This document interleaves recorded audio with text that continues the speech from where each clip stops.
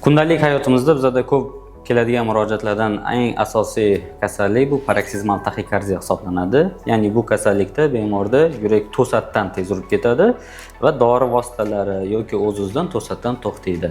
Asosiy xususiyati o'shanda. Demak, bu kasallik yosh tanlamaydi. Chaqaloqdan boshlab yoshi ulug' bemorlarda ham demak kasallik bezovta qilaveradi va kasallikning asosiy negizida bu yurakda qo'shimcha yo'lning mavjudligi hisoblanadi. Shu uchun bu kasallik qachondir bo'lsa ham operatsiya yo'li orqali kasallikka nuqta qo'yiladi. Kasallik o'z-o'zidan yo'q bo'lib ketmaydi. Operatsiyaning asosiy maqsadi o'sha qo'shimcha yo'lni topib kuydirish. Operatsiya nomi radiochastotali ablatsiya amaliyoti hisoblanadi. Amaliyot narkozsiz, kesmalarsiz bajariladi. Ya'ni oyoq tomirlari orqali maxsus kateterlar yurakning ichiga olib kiriladi va o'sha qo'shimcha yo'l topiladi va kuydiriladi. Shundan keyin bemor kasalligidan bir umrga qutulishi mumkin.